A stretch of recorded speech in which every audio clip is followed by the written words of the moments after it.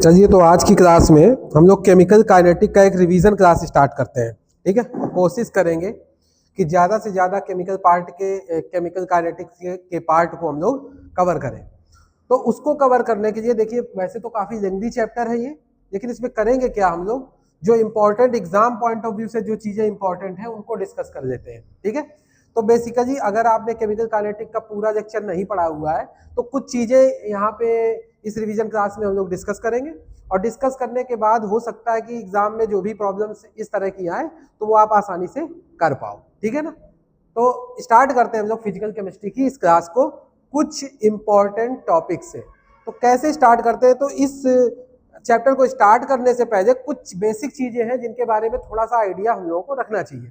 क्या, जैसे एग्जांपल के लिए क्या है कि अगर केमिकल काइनेटिक को, क्योंकि देखिए अगर हम डीप में इस क्लास को स्टार्ट करें तो ये टाइम ज्यादा कंज्यूम करेगी, तो बिना टाइम को वेस्ट करे अगर हम लोग कुछ टॉपिक्स इसके अलग अलग करके डिस्कस करें with numerical point of view से, तो वहां पे एग्जाम पर अगर इसको क्वेश्चन को करने में हमें काफी रिलीफ मिलेगा। ठीक है ना, तो केमिकल काइनेटिक का थोड़ा थोड़ा ओवर रिव्यू हम लोग लेकर चलते हैं कि किस तरह से केमिकल काइनेटिक में क्या क्या चीजें पढ़ेंगे और कौन कौन से ऐसे डेरिवेशंस हैं जो एग्जाम में पूछे जाते हैं। टी हाफ वगैरह क्या है, आर्हेनियस इक्वेशन कैसे काम करती है, मॉलिक्यूलरिटी कैसे काम करती है, तो उन्हीं को हम लोग पर्टिकुलर डिस्कस करेंगे। तो चलिए स्टार्ट करते हैं। इसको स्टार्ट करने से पहले कुछ चीजें हैं, जैसे कि चैप्टर का नाम chemical kinetic. Chemical kinetic basically हमें बताता क्या है, इसके बारे में हमें जानकारी चाहिए। तो किस तरह से, सपोज दैट आप ऐसे समझिए कि अगर कोई केमिकल रिएक्शन है, अगर मैं यहाँ एक केमिकल रिएक्शन लिख दूं A+B और आगे मैं यहाँ पे बना दूं प्रोडक्ट, अच्छे से आपको पता होगा कि जो लेफ्ट हैंड साइड पर चीजें लिखी होती है वो रिएक्टेंट है, वो क्या है, रिएक्टेंट, और जो राइट साइड पर लिखी हुई है ये क्या है, प्रोडक्ट है। बहुत कॉमन चीज है कि लेफ्ट साइड पर ये चीजें लिखी है ये रिएक्टेंट का काम करेंगी, और उस साइड पर जो राइट साइड पर चीजें बनी हुई है वो प्रोडक्ट का काम करेगी। अब देखिए इसमें इंपॉर्टेंट चीज ये है कि ये रिएक्टेंट अगर केमिकल रिएक्शन प्रोसीड करेगी, अगर हम ये माने कि केमिकल रिएक्शन प्रोसीड कर रही है, तो अगर केमिकल रिएक्शन प्रोसीड करेगी तो हमें ये देखना पड़ेगा कि ये रिएक्टेंट ही प्रोडक्ट में कन्वर्ट होंगे। देखिए जब ये आपस में रिएक्शन करेंगे तभी तो ये बनेगा। अगर मैं ये कहूं कि ये आपस में रिएक्शन ही नहीं कर रहे हैं, इसका मतलब अगर ए और बी आपस में रिएक्ट नहीं कर रहे हैं तो उस समय प्रोडक्ट तो बनेगा ही नहीं, है ना। यानी प्रोडक्ट का एग्जिस्टेंस तभी है जब रिएक्टेंट आपस में क्या करे, रिएक्शन करे। तो इसको करने के लिए क्या है, अब ये ए और बी आपस में रिएक्शन कर रहे होंगे, तो अगर ये रिएक्शन कर रहे होंगे तो इनका कुछ रेट होगा। रेट से मेरा मतलब ये है कि देखिए रेट जनरली अगर हम एक एग्जांपल के थ्रू इसको आपको समझाएं तो ऐसे समझिए, अगर कोई एग्जांपल के लिए आप कोई भी व्हीकल ले लो, कार ले लेते हैं। ठीक है, अगर कार रोड पर किसी स्पीड से मूव कर रही तो हम लोग ये कह सकते हैं कि ये कार 60 किलोमीटर पर आवर की स्पीड से मूव कर रही है। अगर मैं आपसे कहूं कि ये कांस्टेंट स्पीड है और बताइए 2 घंटे बाद ये कार कितनी डिस्टेंस को कवर करेगी, तो आप सीधा सीधा बोलोगे कि 60 किलोमीटर 1 आवर में जा रही है। इसका मतलब 2 आवर, जैसे ही 2 आवर कंप्लीट होंगे वैसे ही 120 किलोमीटर की डिस्टेंस ये व्हीकल कवर कर देगी, राइट। तो केमिकल रिएक्शन में क्या होता है, केमिकल रिएक्शन में ए और बी के कुछ कंसंट्रेशन होते हैं। कंसंट्रेशन का मतलब क्या हो गया, सपोज दैट मैं कहूं ए जो है वो 10 मोल पर लीटर कंसंट्रेशन ए का है और बी का मैं कंसीडर कर देता हूं 10 मोल पर लीटर कंसंट्रेशन बी का है। ज्यादा कम भी हो सकता है, डिपेंड करता है, समझाने के लिए मैंने 10 लिया है। तो अगर ये कंसंट्रेशन है और मैं आपसे कहूं क्या कि पर सेकेंड 2 मोल इसके प्रोडक्ट में कन्वर्ट हो रहे हैं, ए और बी आपस में रिएक्शन कर रहे हैं, उसकी स्पीड क्या है, उसकी स्पीड है 2 मोल पर लीटर पर सेकेंड, यानी 1 सेकेंड में 2 मोल इसके प्रोडक्ट में कन्वर्ट हो रहे हैं। तो सीधी सीधी बात है कि अगर केमिकल रिएक्शन ये प्रोसीड कर रही है कांस्टेंट स्पीड के साथ, तो आप सीधा सीधा बोलोगे कि अगर 1 सेकेंड में 2 मोल प्रोडक्ट में कन्वर्ट हो रहे हैं, तो इसका मतलब क्या हो गया, इसका मतलब हो गया कि जैसे ही 5 सेकेंड होंगे टाइम ये रिएक्शन लेगी, वैसे वैसे सारा का सारा रिएक्टेंट प्रोडक्ट में कन्वर्ट हो जाएगा, है ना। क्योंकि 2 मोल अगर पर सेकेंड प्रोडक्ट में कन्वर्ट हो रहे हैं तो ओवरऑल 5 सेकेंड का टाइम लेगा पूरा का पूरा 10 मोल प्रोडक्ट में कन्वर्ट होने के लिए, राइट। तो समस्या ये है कि केमिकल काइनेटिक में रिएक्शन की स्पीड को ही डिस्कस करना होता है। यानी क्या हर एक रिएक्शन सेम स्पीड से चलती है, ऐसा जरूरी नहीं है। हो सकता है कि स्टार्टअप रिएक्शन से इसका जो रेट हो वो 2 मोल पर लीटर पर सेकेंड के हिसाब से चल रहा हो, रिएक्शन में जैसे ही 2 मिनट 3 मिनट 4 मिनट हुआ हो तो रिएक्शन ने अपना रेट बदल दिया हो, है ना। तो उस हिसाब से रिएक्शन को अलग अलग टाइम में डिवाइड किया जाता है, जिसको हम लोग ऑर्डर ऑफ रिएक्शन में पढ़ते हैं। ठीक है ना, बेसिकली आप लोग पढ़ लेते हो zero order reaction, first order reaction, second order, fractional order, लेकिन इसको समझना जरूरी होता है ये ऑर्डर ऑफ रिएक्शन है क्या। यानी कहने का मतलब मेरा केवल इतना सा है कि अगर इस रिएक्शन की स्पीड है ना, अगर क्योंकि इस रिएक्शन की स्पीड डिपेंड करती है उसके ऑर्डर पर, तो यानी हमें ऑर्डर ऑफ रिएक्शन समझना पड़ेगा, और ऑर्डर ऑफ रिएक्शन से पहले हमें बेसिकली समझना पड़ेगा रिएक्शन का रेट क्या होता है। तो चलिए सबसे पहला टॉपिक हम आपको डिस्कस करते हैं, रेट ऑफ रिएक्शन होता क्या है और इसको किस तरह से हम कौन कौन से ऐसे फैक्टर्स हैं जिससे रेट ऑफ रिएक्शन को घटा या बढ़ा सकते हैं। तो देखिए बहुत कॉमन सी चीजें हैं। अगर मैं आपसे कहूं कि रेट ऑफ रिएक्शन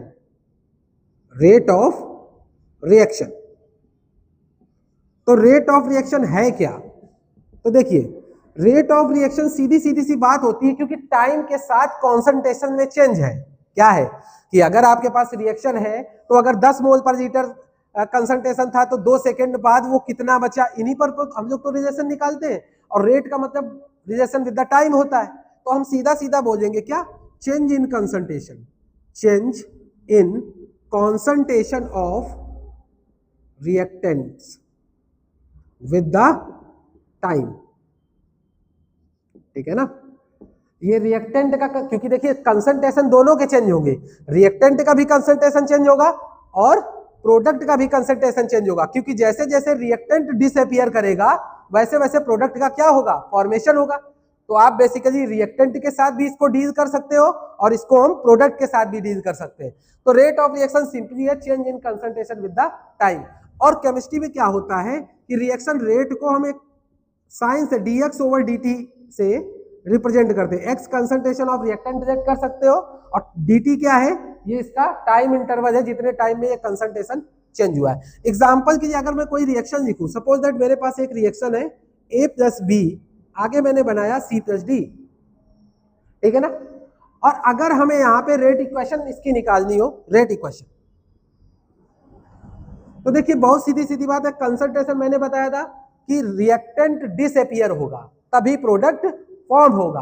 तो रिएक्शन के रेट, जो रिएक्टेंट है उसका जो रेट ऑफ डिसअपीयरेंस होगा, इसका जो रेट ऑफ डिसअपीयरेंस होगा वही होगा rate of formation of product. तो देखिए अगर मैं इसका रेट ऑफ डिसअपीयरेंस लिखूं तो उस समय पर हम क्या लिखेंगे, d over d t concentration of A is equal to, ठीक है, लेकिन यहाँ पे क्या होगा, एक निगेटिव का साइन लगेगा, तो पहले हम लिख देते हैं, फिर थोड़ा इस निगेटिव और पॉजिटिव साइन को समझ लेते हैं कि कैसे करेंगे। तो d over d t concentration of A, d over d t concentration of B is equal to d over d t concentration of C is equal to d over d t concentration of D. अब देखिए ये disappearance है तो यहाँ पे negative sign का use होगा, यहाँ पे निगेटिव साइन का यूज होगा। अगर आपको ये निगेटिव साइन का क्या मतलब होता है, ये रेट ऑफ डिसअपीयरेंस को समझा रहा है केवल, क्योंकि होता क्या है, देखिए अगर हम रिएक्टेंट वर्सेस टाइम का ग्राफ प्लॉट करने का प्रयास करें किसी भी रिएक्शन के लिए, तो आपको पता है कि रिएक्टेंट धीरे धीरे क्या होगा, रिएक्टेंट धीरे धीरे डिक्रीज करेगा। तो सपोज दैट अगर हम स्टार्टअप में रिएक्टेंट को यहाँ पे कंसीडर करें, सपोज दैट यहाँ पे हम कंसीडर करें CI, इसका कंसंट्रेशन इनिशियल क्या था CI, आई नीचे सब स्क्रिप्ट पर लिख दिया है, और मान लो हम कुछ टाइम बाद एवरेज रेट को कंसीडर करें, सपोज दैट यहाँ रेट हो गया CF, ठीक है ना। तो जो रेट होता है, जो कंसंट्रेशन है यहाँ पे, तो ये सीधा है क्या, C final minus C initial, C final minus C initial. अब आप बताइए कि CF ज्यादा होगा कि CI ज्यादा होगा, ऑब्वियस सी बात है CI ज्यादा है, इनिशियल कंसंट्रेशन की वैल्यू ज्यादा है और फाइनल की क्या है, कम है। तो अगर मैं यहाँ पे कम और ये लेस, ये वैल्यू कम है और ये वैल्यू ज्यादा है, तो इसका ओवरऑल मैग्नीट्यूड क्या निकलेगा, इसका ओवरऑल मैग्नीट्यूड निकलेगा क्या, निगेटिव। तो यहाँ पे इस निगेटिव को हम पहले ही लगा देते हैं कि अगर वहां से निगेटिव साइन आए तो यहाँ पे ये निगेटिव क्या होगा, कैंसिल आउट हो जाएगा, क्योंकि रेट क्या है, रेट को पॉजिटिव ही हम लोगों को क्या करना है, पॉजिटिव ही रखना है, ठीक है। तो इस वजह से यहाँ पे माइनस साइन देते हैं। आप बोलोगे यहाँ क्यों प्लस लगाया, तो यहाँ भी प्लस लग सकता है, क्योंकि यहाँ पे देखिए प्रोडक्ट और टाइम के बीच में अगर मैं ग्राफ प्लॉट करूं तो जनरली देखिए यहाँ पे प्रोडक्ट का कंसंट्रेशन मैं दे रहा हूं और यहाँ पे ये टाइम है। अब यहाँ का ग्राफ आप देखिए क्या बनेगा, तो यहाँ इस तरह से अगर रेट चलेगा तो यहाँ इनिशियल कंसंट्रेशन कुछ रहा होगा, सपोज दैट सी आई, यहाँ रेट बढ़ रहा है तो यहाँ क्या सी एफ। देखिए ये ग्राफ हमने क्या इंक्रीजिंग ऑर्डर में लिखा है, क्यों? क्योंकि कंसंट्रेशन ऑफ प्रोडक्ट धीरे धीरे क्या होगा, बढ़ेगा, कंसंट्रेशन ऑफ प्रोडक्ट बढ़ेगा, जबकि ऊपर वाले ग्राफ में क्या था, कंसंट्रेशन रिएक्टेंट धीरे धीरे क्या होगा, कम होगा। तो वो ग्राफ अलग है, ये ग्राफ अलग है। अब आप यहाँ पे अगर देखेंगे तो आपको क्लियरली समझ में आ जाएगा कि सी आई से ज्यादा सी एफ होगा, होगा या नहीं होगा, बिल्कुल होगा। तो इस समय पर अगर चेंज इन कंसंट्रेशन हम आपसे पूछे तो आप सी एफ माइनस सी आई बोलोगे, सॉरी उधर थोड़ा बाहर निकल रहा है, इस तरफ मैं लिखे दे रहा हूं। तो यहाँ पे अगर मैं कंसंट्रेशन लिखूं तो आप बोलोगे क्या क्या ज्यादा है, यहाँ पे ज्यादा है सी एफ ग्रेटर देन सी आई है। और अगर सी एफ सी आई से ज्यादा है तो आप बताइए चेंज इन कंसंट्रेशन क्या हो जाएगा, सी एफ माइनस सी आई। और ये सी एफ माइनस सी आई की ओवरऑल वैल्यू क्या आएगी, पॉजिटिव। अगर यहाँ पे वैल्यू ऑलरेडी पॉजिटिव आएगी तो यहाँ पे निगेटिव लगाने का कोई मतलब है क्या, कोई मतलब नहीं है। इसी वजह से जब रिएक्टेंट का कंसंट्रेशन लिखते हैं हम लोग तो हम लोग विद निगेटिव साइन लिखते हैं, ठीक है। जब इसका न्यूमेरिकल लगाएंगे तो वहां पे इस चीज को ध्यान रखेंगे, ठीक है ना, कि निगेटिव साइन अगर लगाया है तो इस निगेटिव का मतलब क्या है। यहाँ पे एक चीज और देखिए आप, यहाँ मैंने जो रिएक्शन लिखी है, मैंने नॉर्मल रिएक्शन लिखी है, यहाँ पे रिएक्शन की स्टाइकियोमेट्री नहीं दी गई है। स्टाइकियोमेट्री बोले तो क्या, स्टाइकियोमेट्री बोले तो यहाँ पे हमने इनके जो नंबर ऑफ मोल्स है या जो स्टाइकियोमेट्रिक कोएफिशिएंट होते हैं उनको मेंशन नहीं किया हुआ है, ठीक है। तो हमने ये सिंपल रेट ऑफ लिख दिया है, सिंपल इस रिएक्शन का रेट लिख दिया है। अगर मैं इसके लिए एक दूसरी रिएक्शन आपके सामने लिखूं, किस तरह से, अगर मैं आपके सामने एक रिएक्शन लिखूं क्या, 2A प्लस 3B और आगे मैं प्रोडक्ट बना दूं 4C प्लस 4D, कुछ भी लिख सकते हैं, सिंपल सी रिएक्शन लिखना है। तो अब देखिए यहाँ पे अगर मैं रेट मेंशन करूं तो ये 2 स्टाइकियोमेट्री है, इसको आप बाहर दोगे 1/2 लिख दिया बाहर, ठीक है ना। और यहाँ पे विद निगेटिव साइन तो d/dt और कंसंट्रेशन ऑफ A इस तरह से लिखेंगे, ठीक है ना। इसको आप अंदर भी लिख सकते हो, ऐसे लिखो ज्यादा बेटर होगा आपको न्यूमेरिकल करने में। इज इक्वल टू फिर क्या लिखेंगे, निगेटिव साइन।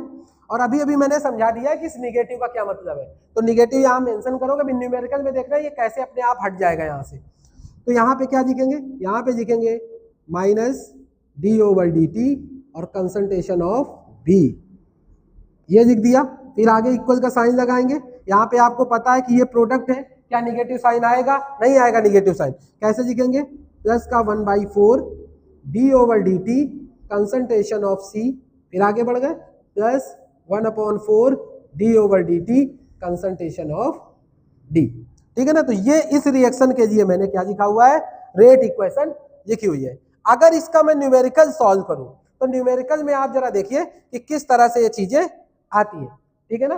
तो चलिए इसका न्यूमेरिकल हम आपको करके बताते हैं कैसे इसको हम लोग सॉल्व करेंगे, ठीक है। अगर एग्जाम में सपोज दैट आप ऐसे समझिए कि अगर हमारे पास एक रिएक्शन है, क्वेश्चन क्या है, प्रॉब्लम समझिएगा कैसे करना है, ठीक है ना। और इसका एक प्रॉब्लम आता भी है, तो फॉर अ पर्टिकुलर रिएक्शन, देखिए इतनी थ्योरी हम यहाँ पे रिटन डाउन नहीं कर रहे हैं, आप समझ लीजिएगा।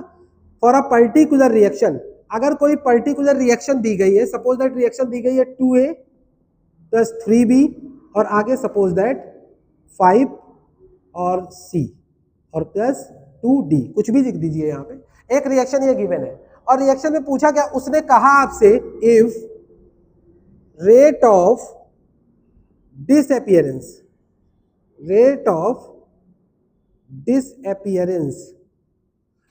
disappearance of A is equal to 2 into 10 to power minus 4 mole litre inverse second inverse, ठीक है ना। रेट ऑफ डिसअपियरेंस ऑफ ए दे रहा है और उसने पूछा क्या क्या, जरा समझिएगा। उसने कहा बताइए क्या रेट ऑफ फॉर्मेशन ऑफ सी। एक चीज आप ये बताइए कि रेट ऑफ फॉर्मेशन ऑफ सी क्या होगा, और दूसरी चीज एक चीज और बताइए क्या, रेट ऑफ रिएक्शन। इस रिएक्शन के रेट को भी एक्सप्लेन कीजिए।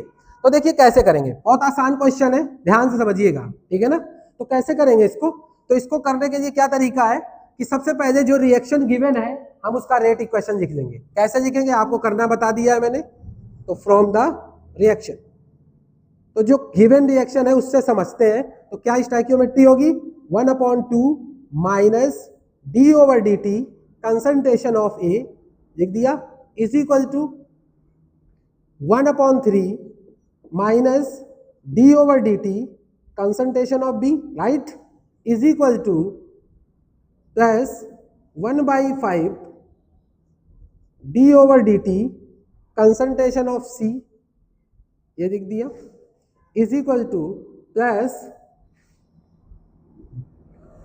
इसका क्या है स्टोइकियोमेट्री 1/2, तो plus 1/2 d/dt concentration of D। देखिए ये हमने इसकी रेट इक्वेशन को लिख दिया। अब देखिए क्वेश्चन को समझिए। क्वेश्चन ने कहा है rate of disappearance of A और पूछ क्या रहा है rate of formation of C, यानी A और C में उसने रिजल्ट हमसे पूछा है। तो आपको करना क्या है, A उठा दो क्योंकि A में गिवन है चीजें, और C उठा दो, बाकी इसका कोई मतलब नहीं है। तो चलिए दो रिजल्ट हम उठा देते हैं। तो यहां मैंने लिखा 1/2 minus d/dt concentration of A, right, आगे plus 1/5 d/dt concentration of C। अब आप समझिए क्वेश्चन ने कहा rate of disappearance of A, ये गिवन है। अब आप समझिए क्योंकि रेट ऑफ डिसअपीयरेंस दे रहा है तो ये जो वैल्यू देख रहे हो ना, ये वैल्यू 2 × 10⁻⁴, ये विद निगेटिव साइन रखेंगे।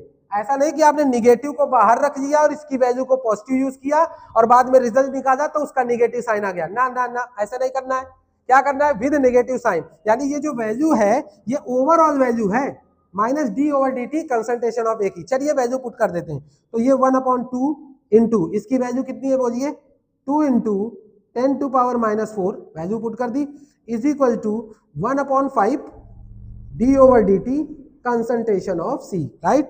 2 से 2 ये कैंसिल आउट हो जाएगा, 5 से इधर मल्टीप्लाई हो जाएगा। तो बताइए क्या वैल्यू आ जाएगी, d/dt concentration of C is equal to 5 × 10⁻⁴, unit क्या है, mole litre inverse second inverse. ये रेट का यूनिट है क्योंकि मोल पर लीटर पर सेकंड प्रोडक्ट में कन्वर्ट हो रहा था। सेकंड ऐसा है कि देखिए टाइम के साथ इसका रिलेशन है, तो सेकंड इनवर्स आपका मीटर इनवर्स, सेकंड इनवर्स आपका मिनट इनवर्स हो सकता है, आर इनवर्स हो सकता है, डेज हो सकते हैं, ईयर्स हो सकते हैं, तो कुछ भी हो सकता है क्योंकि टाइम क्या है, टाइम का कोई वो रिएक्शन पर डिपेंड करता है कि वो आपसे जो टाइम के साथ रिलेशन दे रहा है वो मिनट से करवा रहा है या सेकंड से करवा रहा है, तो वो आपको उसी के अकॉर्डिंग देखना पड़ेगा।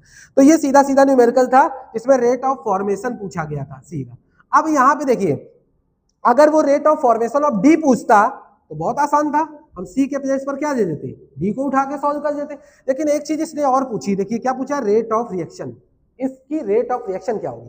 तो आप एक बात समझ लीजिए, रेट ऑफ रिएक्शन उसने पूछी है तो होता क्या है, एक चीज होती है क्या कि जो रेट ऑफ फॉर्मेशन होता है यानी रेट ऑफ डिसअपीयरेंस होता है, रेट ऑफ डिसअपीयरेंस वो हमेशा रेट ऑफ फॉर्मेशन के इक्वल होता है। Rate of disappearance is equal to rate of formation, यानी जो सिंपली आपकी पूरी इक्वेशन लिखी होती है वो रेट इक्वेशन ही होती है। जैसे एग्जांपल के लिए ये पूरी वैल्यू रेट को रिप्रेजेंट करती है, जी हाँ, ये पूरी वैल्यू रेट को रिप्रेजेंट करती है, हाँ, ये वैल्यू भी रेट को रिप्रेजेंट करती है, ये वैल्यू भी रेट को रिप्रेजेंट करती है, ठीक है ना।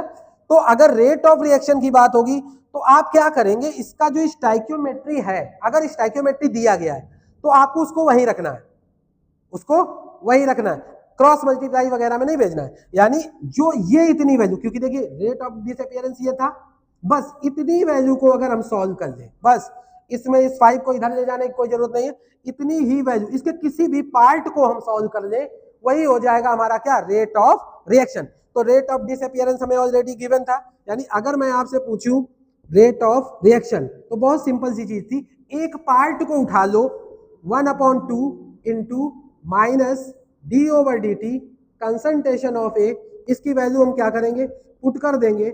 इसकी वैल्यू ऑलरेडी आपको गिवन थी 2 × 10⁻⁴, ये 2 से 2 कैंसिल हो जाएगा, 1 × 10⁻⁴ मोल लीटर इनवर्स सेकेंड इनवर्स। तो ये वैल्यू जो आ गई ये हमारी आ गई क्या, रेट ऑफ रिएक्शन। तो यहाँ पे दो चीजें, एक रेट ऑफ फॉर्मेशन मैंने आपको करके बताया है और एक रेट ऑफ रिएक्शन करके बताया। तो ये सिंपल इस तरह का एक क्वेश्चन आता है एग्जाम में तो उसको आप कर देते हैं, इस तरह से क्वेश्चन को आसानी से किया जा सकता है, ठीक है। तो इसके अलावा और भी बहुत सारे क्वेश्चन एग्जाम में पूछे गए इसके, आप अगर PYQ देखेंगे बोर्ड के तो आपको उसमें क्वेश्चन मिलेंगे, उसमें इस तरह की रिएक्शन हो सकती है, N2 + 3H2 आगे बना 2NH3, हैबर प्रोसेस से अमोनिया फॉर्मेशन है जो लो टेम्परेचर हाई प्रेशर को फॉलो करता है। तो यहाँ पे आपसे N2 का डिसअपियरेंस देकर NH3 का फॉर्मेशन करवा सकता है, या H2 का डिसअपियरेंस वो गिवन करा देगा, NH3 का फॉर्मेशन देगा, या इसका रेसिप्रोकल भी पूछ सकता है, NH3 का फॉर्मेशन दे देगा और N2 का डिसअपियरेंस पूछ सकता है। तो इस तरह से क्वेश्चन को करते हैं। अब हम लोग कुछ चीजें सीखेंगे और, ठीक है ना, कुछ चीजें क्या सीखेंगे, अब हम लोग सीखेंगे कि रेट ऑफ जो ये सॉरी अब हम लोग सीखेंगे कि जो रेट ऑफ रिएक्शन है उसको वो कौन से फैक्टर्स हैं जिससे किसी रिएक्शन का रेट जो होता है इंक्रीज भी हो सकता है या डिक्रीज भी हो सकता है। यानी कुछ ऐसे फैक्टर्स होते हैं जो रिएक्शन, जो कोई भी रिएक्शन होती है उसके रेट को चेंज कर देते हैं, ठीक है ना।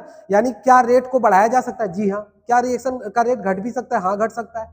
क्या कांस्टेंट रहेगा, जी हाँ कांस्टेंट भी रह सकता है। तो उस पर कुछ फैक्टर्स हैं, उन फैक्टर्स को हम लोग पूरा कवर करते हैं, ठीक है ना।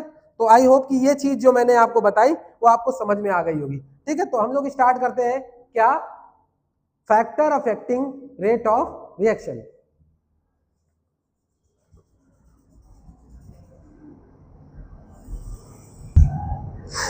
चलिए स्टार्ट करते हैं हम लोग आगे का।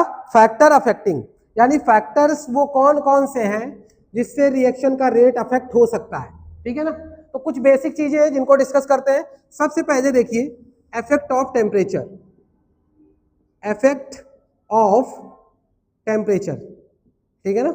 यानी टेम्परेचर का रेट ऑफ रिएक्शन पर क्या इंपैक्ट पड़ता है। तो देखिए अगर कोई रिएक्शन, पहली चीज कोई भी रिएक्शन आप काइनेटिक में करवा रहे हो तो ऐसा नहीं है कि आपने ओपन जी रिएक्टेंट रख दिए और रिएक्शन हो रही ना।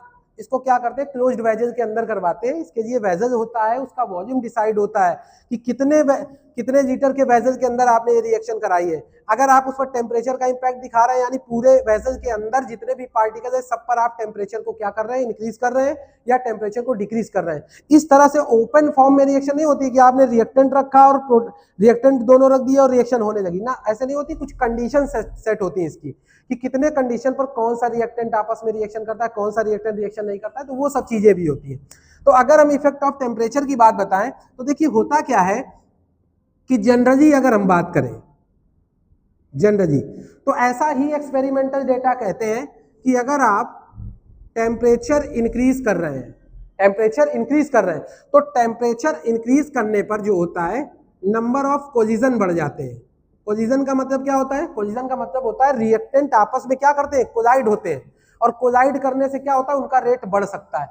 तो एक इसमें एक कॉफिशिएंट का काफी ज्यादा इंपॉर्टेंस होता है जिसको फाई बोलते हैं, और इसको बोलते हैं टेम्परेचर कॉफिशिएंट, टेम्परेचर कॉफिशिएंट। और जनरली एक्सपेरिमेंटल डेटा ये कहते हैं कि अगर आप टेम्परेचर को इंक्रीज कर रहे हो तो हर 10 डिग्री सेंटीग्रेड टेम्परेचर इंक्रीमेंट में, अगर आपने 10 डिग्री सेंटीग्रेड टेम्परेचर का इंक्रीमेंट रखा है तो रिएक्शन का जो रेट है, रिएक्शन का जो रेट है वो डबल हो जाता है।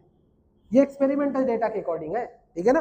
तो जो फाई की वैल्यू है जनरली फाई को 2 दिया जाता है अगर गिवन नहीं है। अगर वो कोई वैल्यू फाई की पर्टिकुलर दे रहा है किसी कंडीशन पर सेट करके, तो आपको फाई की वही वैल्यू देनी है। तो टेम्परेचर कॉफिशिएंट ये फाई होता है, जनरली इसकी वैल्यू क्या देते हैं, 2 देते हैं एक्सपेरिमेंटल डेटा के अकॉर्डिंग, ठीक है ना। अब समस्या ये है कि अगर हम टेम्परेचर बढ़ाएं तो रेट बढ़ेगा, लेकिन कितना रेट बढ़ेगा, रेट की कितनी वैल्यू बढ़ेगी। तो देखिए एक फॉर्मूला होता है जिसको हम कहते हैं R is equal to R naught into 5 to the power delta T by 10, ये वैल्यू है। अब इसमें होता क्या है, ये जो R है, ठीक है, ये फाइनल रेट है, ये फाइनल रेट है, यानी जो चेंज हमें करने थे उन चेंज को करने के बाद नया रेट क्या आ गया है, तो ये न्यू रेट है। आर नोट क्या है, आर नोट आपका प्रीवियस रेट है, प्रीवियस रेट, ठीक है ना। ये आपका क्या है, प्रीवियस रेट है, पहले का रेट। और फाई आपको पता है क्या है, टेम्परेचर कॉफिशिएंट है। तो ये चीजें, डेल्टा टी क्या है, ये है टेम्परेचर डिफरेंस। कैसे, एक प्रॉब्लम बताते हैं, उस प्रॉब्लम से आप टेम्परेचर को इंपैक्ट को समझ पाओगे। एक चीज और आपको बता देंगे, ठीक है ना। देखिए ऐसा है जनरली मैंने बताया टेम्परेचर को बढ़ाने पर क्या होता है कि रेट इंक्रीज कर जाता है, लेकिन कई कंडीशन ऐसी भी होती है जहां आप टेम्परेचर को बढ़ा देते हैं तब भी रेट पर कोई इंपैक्ट नहीं आता है। कारण क्या होता है, तो इसकी इंपॉर्टेंट चीज होती है जो मैं आर्हेनियस कॉन्सेप्ट में जो आर्हेनियस का इक्वेशन है उसमें मैं डिस्कस करूंगा कि इसका एक्टिवेशन एनर्जी से क्या रिलेशन होता है, क्योंकि देखिए एक्टिवेशन एनर्जी और रिएक्शन कोऑर्डिनेट मतलब रिएक्शन किस हिसाब से चल रही है उसकी एक्टिवेशन एनर्जी भी काफी मैटर करती है। यानी अगर एक्टिवेशन एनर्जी में चेंज आ रहा है, अगर एक्टिवेशन एनर्जी में चेंज आ रहा है तो रिएक्शन का रेट चेंज जरूर होगा। अब टेम्परेचर मैटर नहीं करता है उसके लिए कि टेम्परेचर को चेंज करे कि ना करे। एग्जांपल के लिए ऐसा हो सकता है कि अगर कोई हाइपोथेटिकल रिएक्शन हो और हम आपसे ये कहें ये एक्टिवेशन एनर्जी होती क्या है, थोड़ा सा मैं डिस्कस कर रहा हूं, ध्यान से देखिएगा। जनरली क्या होता है कि अगर मैं इस तरह का एक ग्राफ प्लॉट करूं रिएक्शन कोऑर्डिनेट और एनर्जी के बीच में, तो ये जो एनर्जी होती है, यानी देखिए यहाँ पे रिएक्टेंट है, यहाँ पे प्रोडक्ट है। अगर पर्टिकुलर रिएक्शन के लिए हम आपसे बताएं कि रिएक्टेंट और प्रोडक्ट है, ये रिएक्शन कोऑर्डिनेट है, ठीक है ना, एनर्जी। तो यहाँ पे क्या है इस एनर्जी, यानी ये क्या है, ये एक एनर्जी बैरियर है और जितनी हर एक रिएक्टेंट को कम से कम उतनी एनर्जी देनी पड़ती है कि इस एनर्जी बैरियर को क्रॉस कर पाए।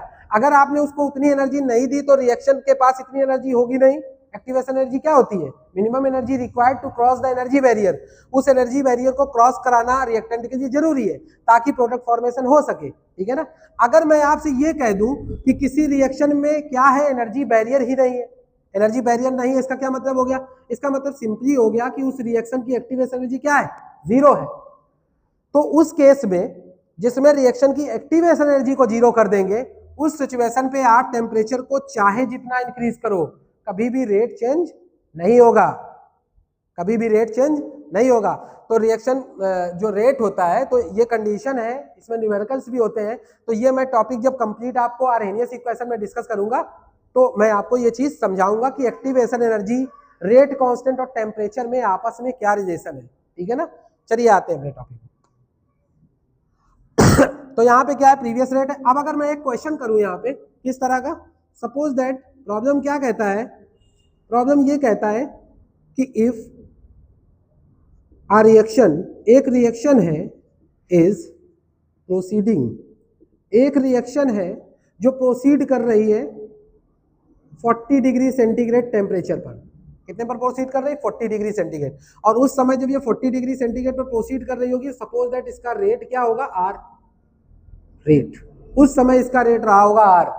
अब क्वेश्चन में ये कहता है कि इफ टेम्परेचर इंक्रीजेस, अगर हम इसका टेम्परेचर इंक्रीज कर दे कितना, 80 डिग्री सेंटीग्रेड, अगर हम इसका 80 डिग्री सेंटीग्रेड तक टेम्परेचर को इंक्रीज कर दें, तो उस सिचुएशन पर आप बताइए कि इसका फाइनल रेट जो होगा, ये इनिशियल रेट को आर नॉट ले देते हैं, फाइनल रेट इसका क्या होगा, आर एफ बोल सकते हैं, या यहाँ पे जो मैंने इक्वेशन बताई इसको आर एफ, इसको आर आई भी बोल सकते हैं, ठीक है ना। तो आप आर नॉट के रिलेशन में भी लिख सकते हो, आर एफ और आर आई के फॉर्म पे भी इसको लिख सकते हो। तो इसका फाइनल रेट क्या होगा, देखो बहुत आसान सी बात है कि सबसे पहले मैंने अभी बताया कि टेम्परेचर 10 डिग्री सेंटीग्रेड पर क्या होता है, लगभग रेट उसका डबल हो जाता है, ठीक है ना। तो आप सबसे पहले इसमें डेल्टा टी देखिए कितना चेंज है। तो जैसे ही आपने डेल्टा टी निकाला, आपको क्लियर हो गया कि 80 degree centigrade minus 40 degree centigrade, यानी कितना चेंज आया, 40 डिग्री सेंटीग्रेड का, ठीक है ना। ये आ गया डेल्टा टी। कुछ लोग इसमें ये कह सकते हैं कि आपने इसको केल्विन में चेंज नहीं किया। देखिए ऐसा है कि ये क्या है, ये चेंज है, क्या है, चेंज। और चेंज में क्या होता है कि अगर दो नंबर के बीच में कोई डिफरेंस है और कोई पर्टिकुलर नंबर आप उसमें जोड़ रहे हैं, तो उसके डिफरेंस में कोई चेंज नहीं आएगा। एग्जाम्पल के लिए सपोज दैट 80 में हम 273 ऐड करने के बाद, दोनों में 273 ऐड करने के बाद भी डिफरेंस देखेंगे, तभी वो 40 डिग्री का ही आएगा। इस समय 40 डिग्री सेंटीग्रेड, वहां 40 केल्विन हो जाएगा, ठीक है ना। तो डिफरेंस क्या है, आप डिग्री सेंटीग्रेड में भी जो रहेगा वही केल्विन, यानी आप लिख सकते हो इसको 40 केल्विन। ये डिफरेंस है, इस वजह से ये इक्वल कर सकते हैं। ऐसा नहीं है कि कहीं पर कितना भी टेम्परेचर लिखा हो आप डिग्री सेंटीग्रेड को केल्विन में चलना, क्योंकि वहां पे 273 ऐड होता है। यहाँ पे क्या है, ये डिफरेंस है, इस वजह से 40 डिग्री सेंटीग्रेड 40 केल्विन के इक्वल है, ठीक है ना। डिफरेंस क्या होता है, अगर कोई कांस्टेंट नंबर दोनों में ऐड करके हम डिफरेंस लेंगे तो डिफरेंस यही रहेगा। जब आप क्वेश्चन याद कीजिए, जब आप कोलिगेटिव प्रॉपर्टी सोल्यूशन में पढ़े होंगे, तो वहां पे आपको क्या इलिवेशन में डेल्टा टीबी की वैल्यू निकलवाई गई होगी, इलिवेशन इन बॉइलिंग पॉइंट। तो वहां भी कहीं कहीं न्यूमेरिकल में लिखा होता है कि जो डेल्टा टीबी है वो degree centigrade equal degree kelvin, वहां भी करा दिया जाता है। ठीक है ना। तो ये आपका 40 केल्विन आ गया। चलिए अब इसका फाइनल रेट निकालते हैं। तो RF is equal to R0 पहले का था, यहाँ फाई की वैल्यू क्या है 2, और चेंज कितना आया 40 डिवाइडेड बाई 10, 0 से 0 कट गया, यानी वैल्यू निकालो तो 2 टू दी पावर 4 कितना आ गया 16 इंटू R0, यानी कितना फैक्टर उसका रेट चेंज हो जाएगा, उसका रेट चेंज हो जाएगा 16 टाइम्स। ठीक है ना, उसका रेट कितना चेंज हो जाएगा 16 टाइम। तो ये मैंने कुछ बातें डिस्कस की हैं जो इफेक्ट ऑफ टेम्परेचर को डिफाइन करती है। अगर मैं बात करूं इफेक्ट ऑफ टेम्परेचर के बाद, अगर मैं बात करूं कुछ और फैक्टर्स हैं जो रिएक्शन के रेट को चेंज करते हैं, ये आई होप कि ये चीज आपको समझ में आए। एक चीज और आपको बता दें, क्या, देखिए अगर रिएक्शन का टेम्परेचर बढ़ाने से रेट चेंज हो रहा है, इसका मतलब अगर टेम्परेचर घटा दे तो रेट घट भी जाएगा। ऐसा नहीं कि टेम्परेचर के साथ आप जो कुछ भी करोगे हमेशा रेट बढ़ेगा, ऐसा नहीं है। अगर आप टेम्परेचर इंक्रीज करेंगे, अगर आप टेम्परेचर इंक्रीज करेंगे, ठीक है ना, अगर मैं एक्टिवेशन एनर्जी का फैक्टर अभी कंसीडर नहीं कर रहा हूं, ठीक है ना, नॉर्मल जनरल, क्योंकि मैंने यहाँ लिखा जनरली अगर मैं बात करूं तो, ठीक है, अगर कोई कंडीशन आ जाएगी कि अगर हम एक्टिवेशन एनर्जी को जीरो कर दें, ऑन दैट केस क्या होगा, तो वो फिर कंडीशनल चीजें हो जाती है। नॉर्मली यही होता है कि टेम्परेचर इंक्रीज करने पर नंबर ऑफ कोलिजन बढ़ जाते हैं, और नंबर ऑफ कोलिजन बढ़ने से क्या होता है, रिएक्शन का रेट क्या होता है, बढ़ जाता है। ठीक है ना, क्योंकि जब आप टेम्परेचर उसको सप्लाई करते हो रिएक्टेंट को, तो लगभग वो उतनी एनर्जी गेन कर देता है कि उस एक्टिवेशन एनर्जी बैरियर को क्या कर पाए, क्रॉस कर पाए, और रिएक्शन हमारी होने लगती है। और आपने इसी तरह से बहुत सारे देखे होंगे, कुछ रिएक्टेंट आपस में रिएक्शन नहीं करते, तो कुछ फैक्टर्स होते हैं। ऐसा नहीं है कि आप रिएक्टेंट अपने मर्जी का दे दें और आप सोचे प्रोडक्ट एक्सपेक्ट करें कि यहाँ प्रोडक्ट बन जाएगा, ऐसा नहीं होता है।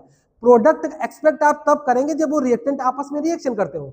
बहुत सारे फैक्टर्स होते हैं, जैसे उनकी सिमेट्री मैच करनी चाहिए, ओरिएंटेशन क्या है मॉलिक्यूल का, तो काफी चीजें देखनी पड़ती हैं। यही रीजन होता है कि केमिस्ट्री में हर एक रिएक्टेंट से रिएक्शन नहीं करता है ना, सिमेट्री मैच करनी चाहिए।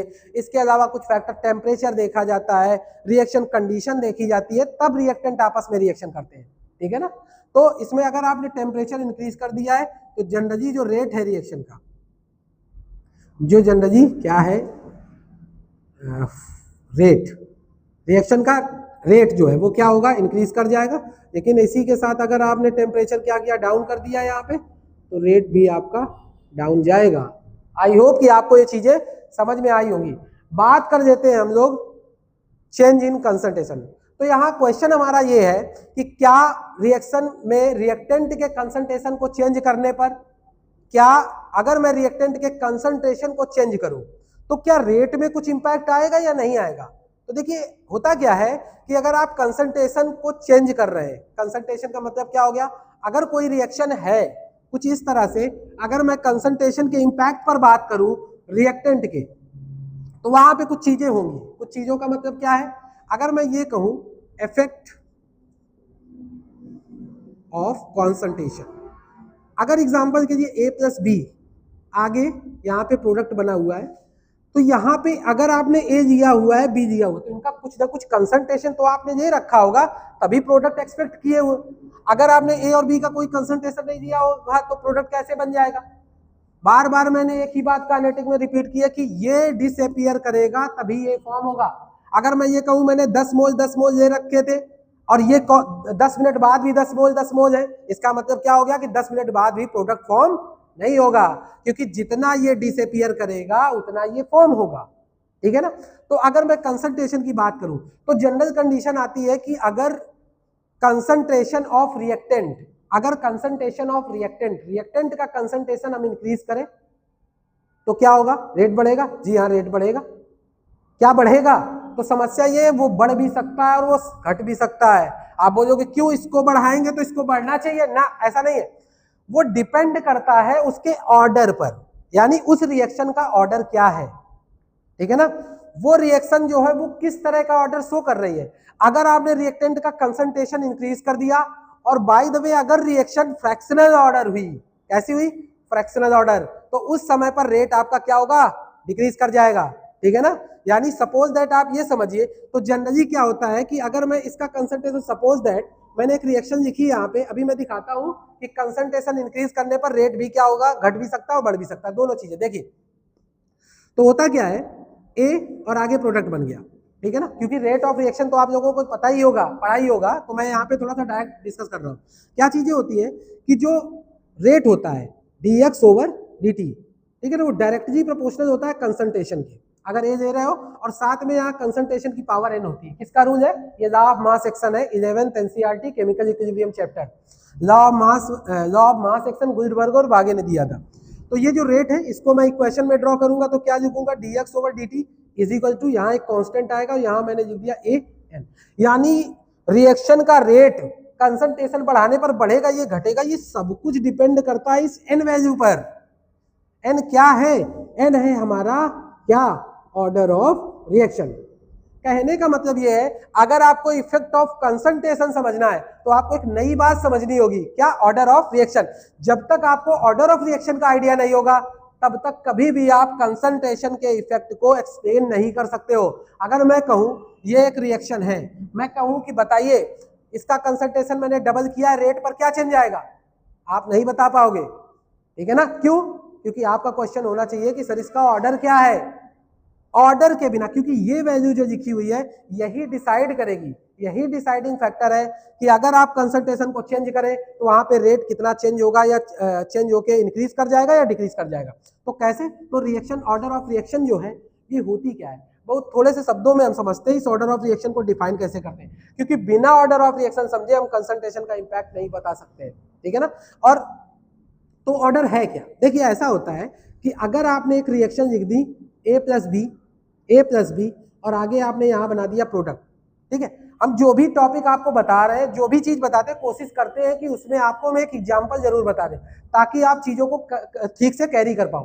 देखिए यहाँ मैंने अभी एक चीज डिस्कस की थी कि अगर आप कंसंट्रेशन बढ़ा दोगे तो रेट डिक्रीज भी कर सकता है। हाँ, क्योंकि अगर n की वैल्यू फ्रैक्शनल होगी, आप खुद से सोचो ना कि यहाँ अगर वैल्यू हम हाफ लगा दें तो यहाँ चाहे हम जितनी बड़ी वैल्यू बढ़ाएं, अगर मैंने यहाँ 9 टाइम्स कर दिया कंसंट्रेशन, तो चूंकि वैल्यू हाफ है तो 9 का स्क्वायर रूट कितना हो जाएगा, 3, इसका मतलब उसका रेट 3 टाइम हो जाएगा, यानी कंसंट्रेशन को 9 टाइम किया तो रेट कितना हो गया, 3 टाइम, इसका मतलब रेट डिक्रीज कर रहा है। इसी वजह से मैंने वहां बताया था कि अगर ऑर्डर फ्रैक्शनल है तो उस समय पर अगर आप कंसंट्रेशन आप रिएक्टेंट का चेंज करके इंक्रीज कर रहे हो तो वहां पे जो रेट होगा वो क्या होगा, डिक्रीज कर जाएगा, ठीक है।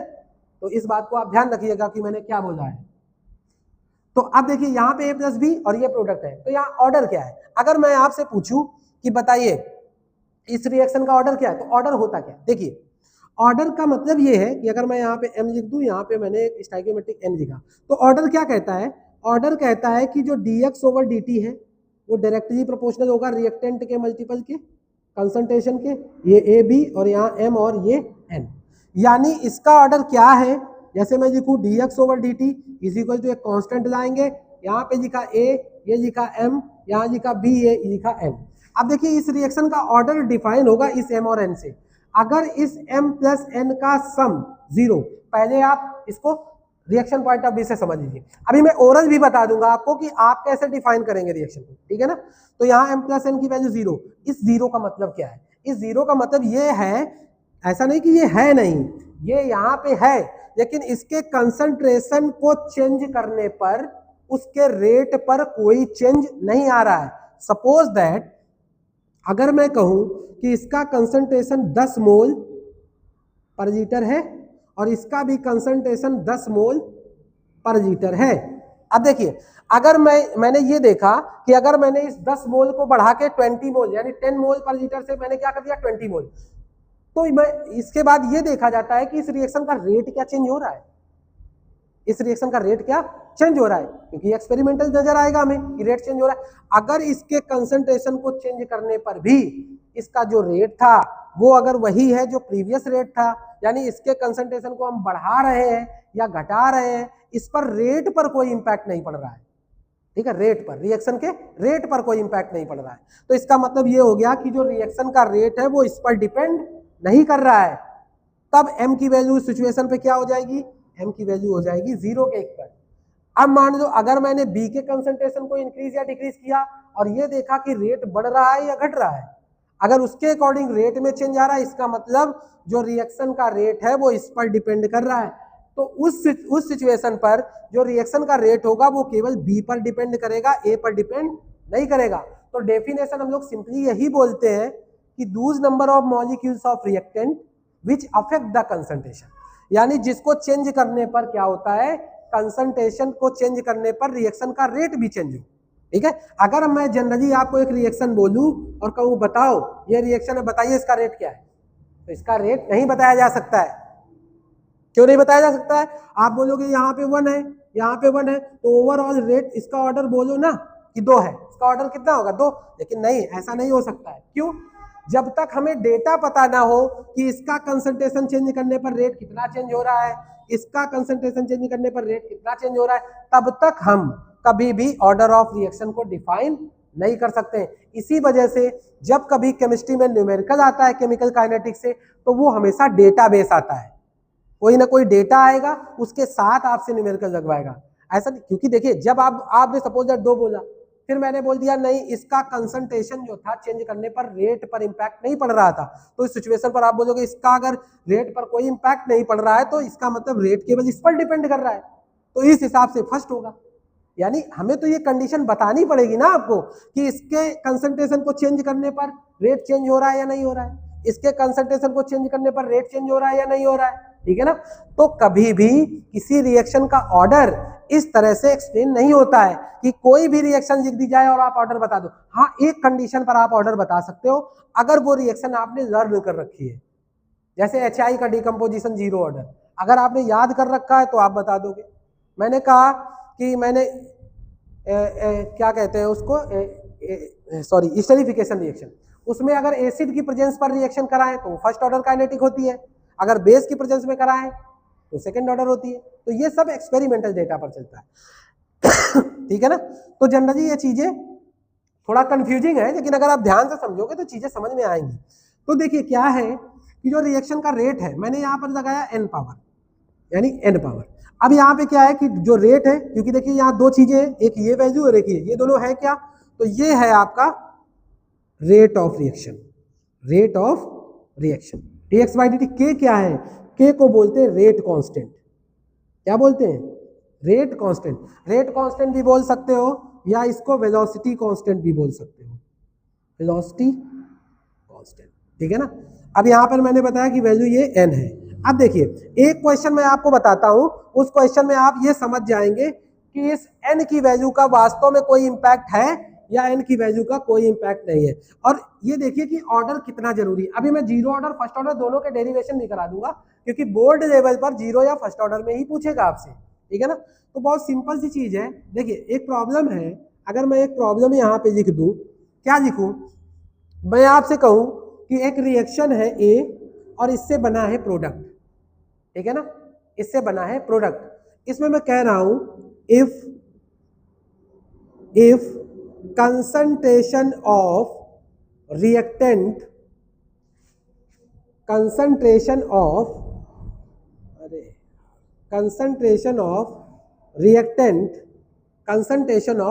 reactant becomes double। मैंने कंसंट्रेशन ऑफ रिएक्टेंट को क्या कर दिया? डबल कर दिया है।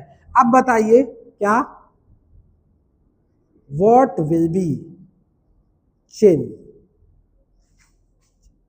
in rate of reaction, rate of reaction यानी उस रिएक्शन के रेट में क्या चेंज आएगा। तो देखिए अब वही समस्या आ गई, क्या कंसंट्रेशन को चेंज करने पर रेट चेंज होगा, घटेगा बढ़ेगा, क्या पता। जब तक हमें ऑर्डर ही नहीं पता है रिएक्शन का तब तक तो क्या ये क्वेश्चन अधूरा? जी हाँ, अभी ये क्वेश्चन क्या है? इनकम्प्लीट है। अब मैं इसमें कंडीशन लगा रहा हूं, बताइए क्या, if order of reaction is 0। अब देखिए यहां पे मैंने इंक्लूड किया कि अगर रिएक्शन का ऑर्डर 0 तब बताओ, फिर इफ रिएक्शन ऑर्डर क्या है? फर्स्ट, तब बताइए। इफ रिएक्शन ऑर्डर कितना है? सेकंड, तब बताइए। इफ रिएक्शन ऑर्डर क्या है? थर्ड, तब बताइए। और if reaction order is fractional, उस केस में भी बताइए। अब ये क्वेश्चन कंप्लीट हुआ है, यानी ये आधा अधूरा क्वेश्चन था, अब ये रिएक्शन कंप्लीट है। आप बोलोगे ऑर्डर ऑफ रिएक्शन के अकॉर्डिंग बताएंगे? जी हाँ, बार बार मैं वही चीज बता रहा हूं कि जब तक रिएक्शन का ऑर्डर डिफाइन नहीं होगा, कंसंट्रेशन ऑफ रिएक्टेंट को आप चाहे जो कर दो, आपको कभी भी एग्जैक्ट रेट के बारे में आइडिया नहीं लगेगा। यहां तक कि आइडिया तो छोड़िए, यहां तक कि आपको ये नहीं पता चलेगा कि कंसंट्रेशन को चेंज करने पर रेट क्या बढ़े, इंक्रीज हो जाएगा, वो डिक्रीज भी हो सकता है। ठीक है ना। तो क्या करेंगे, तो देखिए सबसे पहले इसकी जो कॉमन इक्वेशन है मैंने लिख दिया dx ओवर dt। देखिए एक मैं आपको डायरेक्ट तरीका बता दूंगा, एक क्वेश्चन को करके बता दूंगा, दोनों सीख लीजिए। तो dx ओवर dt डायरेक्ट कर रहा हूँ, directly proportional concentration, concentration of A C, इसके कंसंट्रेशन को मैंने मान लिया है क्या सी, ए भी दे सकते हो, चलिए ए लिख देते हैं, कंफ्यूजन ना हो कोई, ए और यहाँ पावर एन इसकी जरूरत है। तो क्या मैं लिखूं, यहाँ मैं लिख सकता हूँ dx over dt is equal to का साइन k और यहाँ पे मैं लिखूंगा कंसंट्रेशन की पावर n। अब देखिए इसका रेट ये है, राइट, इसके रेट को R1 लेट कर सकते हैं। अब देखिए मैं पहली कंडीशन के लिए क्वेश्चन लगाता हूँ, क्या कि रिएक्शन का ऑर्डर 0। जरा एक बात बताइए, अगर हम फर्स्ट कंडीशन के लिए, अगर मैं फर्स्ट कंडीशन के लिए क्या करूं, अगर मैं फर्स्ट कंडीशन के लिए n को 0 कर दूं, यानी n 0 कब होगा, फॉर 0 ऑर्डर रिएक्शन। अगर 0 ऑर्डर रिएक्शन के लिए मैं n को 0 कर दूं, आप बताइए अगर n की वैल्यू 0 हो जाएगी तो ये पूरी की पूरी वैल्यू यूनिटरी हो जाएगी, पूरी की पूरी वैल्यू यूनिट हो जाएगी, यूनिट का मतलब 1। अगर हम यहाँ पे वैल्यू 0 रख दे तो क्या इसको चेंज करने पर, क्या इसको चेंज करने पर इस पर कोई चेंज आएगा, नहीं आएगा। यानी अगर आपकी ऑर्डर ही 0 है तो आप रिएक्टेंट के साथ में कुछ भी करो, रिएक्टेंट को आप डबल करो, ट्रिपल करो, 4 टाइम करो, 5 टाइम करो, कभी भी रिएक्शन का रेट क्या होगा, चेंज नहीं होगा। यहाँ एक बात और समझ लीजिए, यहाँ बहुत कंफ्यूजन होती है कि तो क्या रिएक्शन नहीं होगी, अरे रिएक्शन होगी, रिएक्शन क्या 0 ऑर्डर रिएक्शन नहीं होती है। देखिए मैं ये रेट को चेंज करने की बात कर रहा हूँ, मैं ये नहीं कह रहा हूँ कि रेट ऑफ डिसअपियरेंस नहीं है, इसमें बड़ा कंफ्यूजन होती है लोगों को। देख लीजिए, अगर मैं ए और ये प्रोडक्ट बी, अगर मैं ये कहूं कि ये 0 ऑर्डर से रिएक्शन चल रही है, इसका मतलब अगर मैं यहाँ कंसंट्रेशन 10 मोल पर लीटर दे रहा हूं और मैं यहाँ पे रिएक्शन को प्रोसीड करा रहा हूँ, यहाँ पे रिएक्शन हो रही है, तो रिएक्शन तो ये अपनी स्पीड से हो ही रही है। अगर सपोज दैट मैं कहूँ 1 मोल पर लीटर पर सेकंड प्रोडक्ट में बदल रहा है तो ये काम हो रहा होगा, यानी रिएक्टेंट प्रोडक्ट में कन्वर्ट हो रहा हो। 0 ऑर्डर का मतलब ये बिल्कुल भी नहीं होता है कि रिएक्शन रुकी हुई है, बल्कि 0 ऑर्डर का मतलब ये होता है कि रिएक्शन अपनी स्पीड से चल रही है, किसी भी इस तरह के फैक्टर का रिएक्शन पर इंपैक्ट नहीं पड़ रहा है। जैसे एग्जांपल के लिए 1 मोल पर लीटर पर सेकंड के हिसाब से चल रही, जी हाँ वो उसी हिसाब से चल रही। आपने कंसंट्रेशन को डबल कर दिया, कोई चेंज नहीं, बिल्कुल आप 0 ऑर्डर को उस तरह से कंसीडर किया करो। जैसे एग्जांपल के लिए कोई कार है, ठीक है ना, और उस कार में एक स्पीड फिक्स कर दी गई है कि ये 40 किलोमीटर पर आवर की स्पीड से जा रही है, और उस समय उसके क्लच और ब्रेक फेल कर दिए गए, उसको मूव कर दिया गया। तो उस सिचुएशन पर आप ब्रेक चाहे जितनी लगाएं, कार तो अपनी यूनिफॉर्म स्पीड से जा रही है। तो उस तरह से 0 ऑर्डर से, 0 ऑर्डर की काइनेटिक बहुत इजी होती है। आप बिल्कुल 0 ऑर्डर को यूनिटरी मेथड से लगाइए, कभी भी कोई न्यूमेरिकल नहीं, यूनिटरी मेथड समझते हो ना, कोई भी न्यूमेरिकल अगर एग्जाम में 0 ऑर्डर का आपसे पूछ दे तो आप बिल्कुल वही जो 6th 7th में आप क्वेश्चन लगाते थे, क्या कि cost of 5 boxes is equal to 20, then how much cost will be for 10 boxes. तो क्या करते थे आप लिखते थे since 1 box, since 5 box is equal to इतने का, 1 बॉक्स इतने का, इसलिए इतने बॉक्स इतने के हो जाएंगे। तो सेम वही मेथड इसमें क्या होता है, इंप्लीमेंट होता है, क्योंकि इसकी जो स्पीड होती है वो कांस्टेंट होती है, ये कांस्टेंट स्पीड से चलती है 0 ऑर्डर रिएक्शन, ठीक है ना। तो मैंने बताया 0 ऑर्डर रिएक्शन में मैं ये बता रहा हूं, क्या रिएक्टेंट को डबल किया तो रेट चेंज होगा ना, रेट 0 नहीं होगा, रेट आपका जो चल रहा था वही चलेगा, ठीक है ना। तो यहाँ पे क्या करेंगे, तो देखिए क्या होगा, R1 पहली इक्वेशन आपने ऑलरेडी लिखी है, तो चलिए n को 0 करिए, क्या आ जाएगा, तो आपका R1 इज इक्वल टू आ जाएगा K, बस इतना ही आएगा। क्यों, क्योंकि यहाँ पे जो कंसंट्रेशन था उसकी पावर कितनी है, 0। अब आपने क्या किया, अब आपने कर दिया R2 is equal to K, concentration को कर दिया डबल, कंसंट्रेशन को क्या कर दिया, डबल। तो जब कंसंट्रेशन को आपने डबल किया तो आप ही बताइए इस सिचुएशन में कोई चेंज आएगा, कोई चेंज नहीं आएगा, यानी ये इक्वेशन 1 ये इक्वेशन 2, तो आप सीधा सीधा देख लोगे कि R1 is equal to R2 आ रहा है, यानी रिएक्शन का रेट जो पहले था वही बाद में रहेगा, रिएक्शन का रेट चेंज नहीं होगा, ठीक है ना। अगर मैं इसको और थोड़ा एक्सप्लेन करूं, यानी सेकंड क्वेश्चन की तरफ जाते हैं।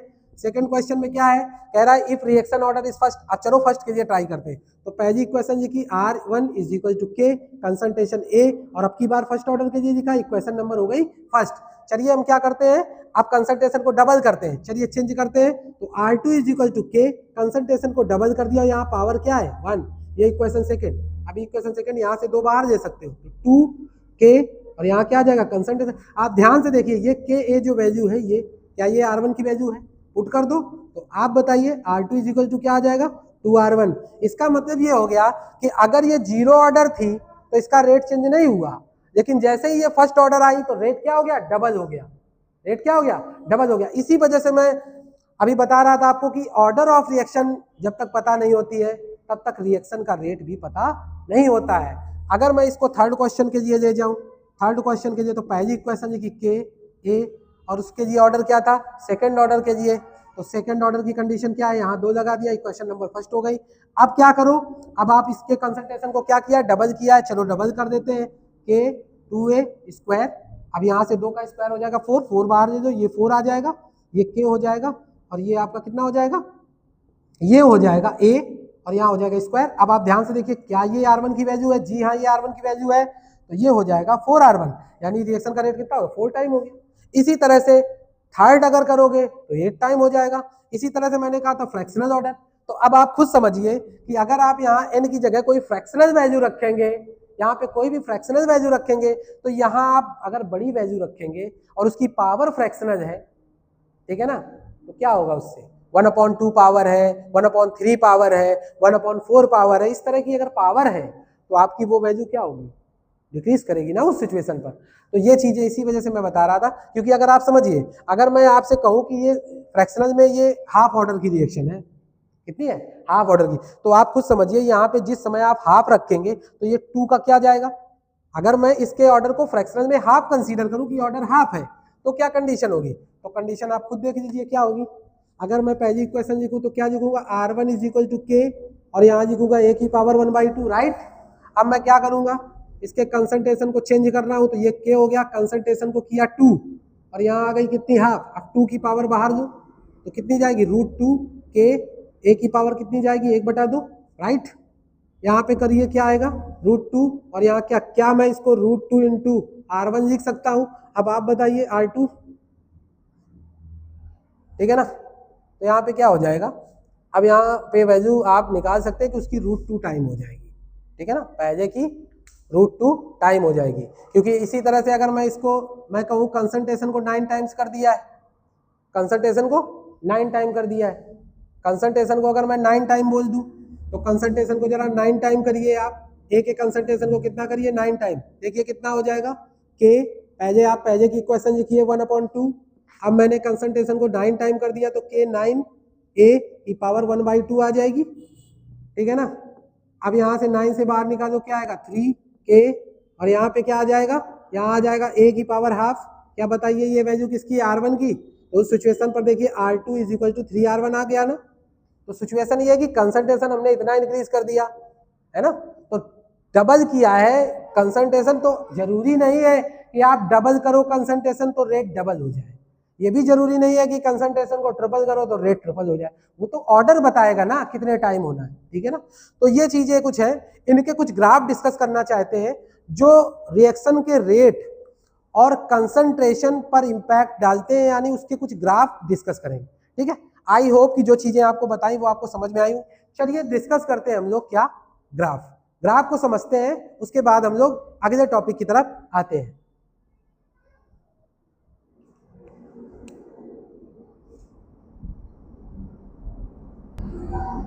तो चलिए हम लोग कुछ ग्राफ डिस्कस कर देते हैं।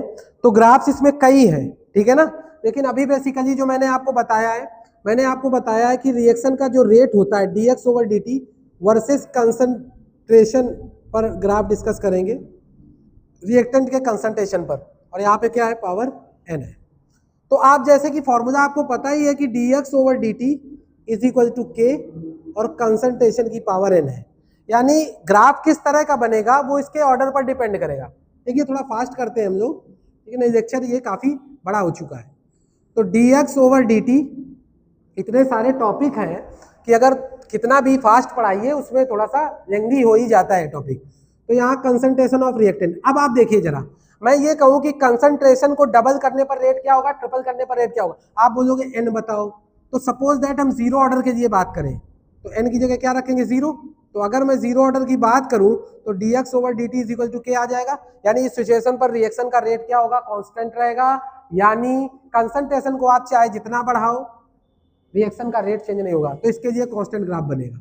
ये देखिए एक बात और, कि आप बोलोगे यहां से ग्राफ क्यों है, यहां से नहीं बन सकता है, यहां से नहीं, ये हर तरह से बन सकता है, वो पर्टिकुलर रिएक्शन पर डिपेंड करता है कि उसका रेट ये चल रहा है। देखिए जो अगर मैं दो जीरो ऑर्डर रिएक्शन लूं, सपोज दैट रिएक्शन ए और रिएक्शन बी, तो इन दोनों का रेट अलग अलग हो सकता है ना। सपोज दैट ये 2 मोल पर लीटर पर सेकंड कांस्टेंट स्पीड से जा रही है और ये 3 मोल पर लीटर पर सेकंड से जा रही है ना। तो अगर एक पर्टिकुलर रिएक्शन की बात कर रहा हूं, ये ग्राफ है, तो एक हो सकता है इसके ऊपर से हो, या ऐसा भी हो सकता है कोई दूसरी जीरो ऑर्डर रिएक्शन हो जो इससे थोड़ी स्पीड से जा रही हो। समझ रहे हैं ना। तो ये चीजें होती। तो ये मैंने ग्राफ बना दिया। अगर मैं फर्स्ट ऑर्डर का ग्राफ बनाऊं, अब देखिए dx ओवर dt कंसंट्रेशन, यहाँ जीरो ऑर्डर का ग्राफ था, ये फर्स्ट ऑर्डर का ग्राफ। तो फर्स्ट ऑर्डर, अगर मैं फर्स्ट ऑर्डर की बात करूं, यानी n इजिकल टू 1 रखेंगे, n इजिकल टू 1, तो उस सिचुएशन पर क्या आ जाएगा, dx over dt is equal to k concentration 1। यानी यहाँ क्या है, सीधा अगर देखेंगे तो y is equal to mx, यानी सीधा स्ट्रेट लाइन बनेगी जो ओरिजिन से जाएगी, क्योंकि इंटरसेप्ट यहाँ पे mx प्लस c में नहीं है। तो ये रिएक्शन इस तरह से चली जाएगी, ठीक है ना, सीधा डिपेंड करे y is equal to mx, ठीक है ना, पॉजिटिव स्लोप। तो यहाँ पे क्या है, ये इस तरह से रिएक्शन जाएगी। अगर मैं कहूँ सेकंड ऑर्डर का रिएक्शन बताओ, तो देखिए dx ओवर dt, और ये है कंसंट्रेशन, ये सेकंड ऑर्डर। तो सेकंड ऑर्डर भी कराओगे तो क्या होगा, सेकंड ऑर्डर भी अगर कराएंगे आप तो क्या होगा, dx over dt is equal to k c square. और क्या हो जाएगा, यहाँ भी ग्राफ यही आएगा। एक बात और समझ लो, जीरो ऑर्डर का ये ग्राफ है, बाकी आप फर्स्ट ऑर्डर का बनाओ, सेकंड ऑर्डर का बनाओ, थर्ड ऑर्डर का बनाओ, ग्राफ में कोई अंतर नहीं आएगा। जो ये ग्राफ होता है, ग्राफ कभी भी ये मेजर नहीं कर पाता है कि रिएक्शन ज्यादा तेज कौन सी चल रही है। अगर इसमें डेटा दिए जाएंगे तब आप बता पाओगे कि रिएक्शन ज्यादा फास्ट का, यानी इन तीनों के ग्राफ कॉमन ही होंगे। देखिए dx ओवर dt, ये कंसंट्रेशन, और ये थर्ड ऑर्डर रिएक्शन, इसका भी ग्राफ यही है। ये देखिए, ये रिएक्शन फर्स्ट ऑर्डर के लिए, सेकंड ऑर्डर के लिए, थर्ड ऑर्डर के लिए। आप बोलोगे पता कैसे चलेगा, पता केवल यहां से पता चलेगा कि ये फर्स्ट ऑर्डर का ग्राफ है या सेकंड ऑर्डर का या थर्ड ऑर्डर का ग्राफ, ठीक है। बाकी तीनों के रेट कॉमन होंगे। यहाँ पे ये ध्यान रखना कि ये ग्राफ किसके वर्सेस में बना हुआ है, rate versus concentration of reactant के वर्सेस में ये ग्राफ बना हुआ है, ठीक है ना। इसके अलावा जीरो ऑर्डर फर्स्ट ऑर्डर में रेट कांस्टेंट के वर्सेस भी बन सकता है, तो बन सकता है। एक चीज और आपको डिस्कस कर दें हम, कि अगर सपोज दैट, हालांकि ये थोड़ा सा आगे की चीजें हैं, अगर मैं कहूँ dx ओवर dt, इसको मैं r1 ले लूँ, और मैं ये कहूँ कि फर्स्ट ऑर्डर का ग्राफ ये है, देखिए जरा समझिए आप, फर्स्ट ऑर्डर का ग्राफ ये है, r1 इज इक्वल टू के सी, यहाँ पे लगा हुआ है 1, ठीक है ना। अगर मैं ग्राफ प्लॉट करूँ तो y is equal to mx है, c तो है नहीं, तो यहाँ पे स्लोप क्या है, स्लोप यहाँ पे बेटा क्या है, स्लोप यहाँ पे k है, और जिसके इक्वल में ग्राफ बनता है उसको हमेशा y एक्सिस पर देते हैं। अगर मैंने यहाँ पे r1 के इक्वल बनाया तो रेट आपका y एक्सिस होगा, ठीक है ना। हालांकि अगर आप कंपटीशन वगैरह की तैयारी कर रहे होंगे तो आपको ये पता होगा कि कंपटीशन में ग्राफ का इंटरचेंज भी पूछा जाता है, जरूरी नहीं है कि इसको वो हमेशा y एक्सिस में दे। अगर हम ग्राफ को इंटरचेंज कर दें, अगर हम क्या करें, इनके एक्सिस में ये r1 वर्सेस, अभी क्या है ग्राफ r1 वर्सेस c है, अगर मैं c वर्सेस r1 कर दूं तो क्या कोई चेंज आएगा, क्या कोई चेंज आएगा। तो देखिए क्या चेंज आ सकता है, थोड़ा सा इसको डिस्कस कर लेते हैं। तो अगर मैं ग्राफ बनाऊं तो ये r1 रेट ऑफ, ये आपका क्या है, रिएक्शन का रेट है, ये कंसंट्रेशन है। तो यहाँ पे आप देखिए ये ग्राफ बना ये, और यहाँ मैं आपसे अगर पूछूं स्लोप क्या है इसकी, तो स्लोप इसकी के है, स्लोप क्या है, के। ये ग्राफ किसके वर्सेस है, ये ग्राफ है आपका रेट वर्सेस कॉन्सेंट्रेशन। अच्छा, क्या कॉन्सेंट्रेशन वर्सेस रेट, इसमें कोई चेंज आएगा, हाँ स्लोप चेंज हो जाएगी इसकी। देखिए कैसे चेंज हो जाएगी, मैंने अभी भी बताया, जिसके इक्वल में ग्राफ बनाओगे, पहली चीज तो जिसके इक्वल आप ग्राफ बना रहे हो वहां कांस्टेंट चीज होनी चाहिए, वहां उसके अलावा कुछ नहीं होना चाहिए।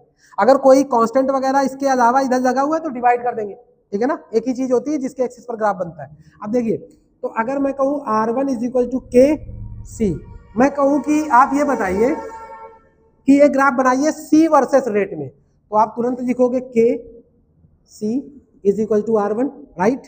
तो अगर मैं कहूँ c, तो आप बोलोगे क्या, 1/k इंटू r1। अब देखिए कंसंट्रेशन और रेट के वर्सेस ग्राफ बनेगा, आप देखिएगा क्या बनेगा। तो ये बना, इधर कंसंट्रेशन आ गया, इधर क्या आ गया r1, तो ग्राफ अभी भी स्ट्रेट लाइन बनेगा, लेकिन क्या अभी भी स्लोप k है, जी नहीं, अब स्लोप चेंज हो चुकी है, यानी ये क्या है, तो स्लोप इसकी हो जाएगी क्या, k1, ठीक है ना। इस तरह क्वेश्चन जेई वगैरह में कन्वर्ट कराता है, उसमें सोल्यूशन चैप्टर में, हिंदी लॉ वगैरह में भी इस तरह क्वेश्चन है। तो आई होप कि आज का मैंने इतना सारा टॉपिक आपको बताया है, आप ध्यान से इसको समझिएगा। इन केस अगर कोई डाउट हो तो आप डाउट भी पूछिएगा। कि अगर कुछ इसमें चीजें ऐसी हो जो आपको समझ में ना आई हो। इसमें बहुत सारी चीजें होती हैं, देखिए तो मैंने अभी सारी चीजें डिस्कस नहीं की इस पूरे लेक्चर में, क्योंकि 1 घंटे का ऑलमोस्ट लेक्चर हो चुका है। इसमें जैसे आपने के लिखा रेट कांस्टेंट, तो इसका भी यूनिट डिपेंड करता है, क्योंकि देखिए इसका यूनिट जो होगा dx बाई dt, जो रिएक्शन का रेट होगा वो कांस्टेंट यूनिट चलेगा। यानी रिएक्शन का रेट क्या है, रिएक्शन का रेट है mole litre inverse second inverse, इसका रेट यही है, इसका यूनिट भी यही होगा, ठीक है ना। यानी इस सेकेंड इनवर्स की जगह चेंजेस हो सकते हैं, लेकिन बाकी यूनिट कांस्टेंट होता है, इसका यूनिट चेंज नहीं होता है। हाँ, लीटर को मीटर क्यूब डेसीमीटर क्यूब वगैरह में चेंज किया जा सकता है, लेकिन अगर ये जो के है जिसको आप रेट कांस्टेंट बोलते हो, यही बहुत इंपॉर्टेंट चीज है। यानी आगे का जो लेक्चर मैं स्टार्ट करूंगा उसमें मैं आपको जीरो ऑर्डर और फर्स्ट ऑर्डर पूरा डेरिवेशन बताएंगे, विद न्यूमेरिकल के बताएंगे, विद ग्राफ के बताएंगे, ठीक है। कोई भी ग्राफ मिस नहीं होगा, और जो मैं जीरो और फर्स्ट ऑर्डर का बताऊंगा उसको अगर आपने ध्यान से समझ लिया इसको, तो आपका क्वेश्चन एग्जाम के लिए छूटेगा नहीं, पक्का ऑलमोस्ट वही क्वेश्चन आपको एग्जाम में मिलेगा, ठीक है। तो आई होप कि आज की क्लास में जो मैंने ये चीजें डिस्कस की हैं आपको समझ में आई होगी। धन्यवाद।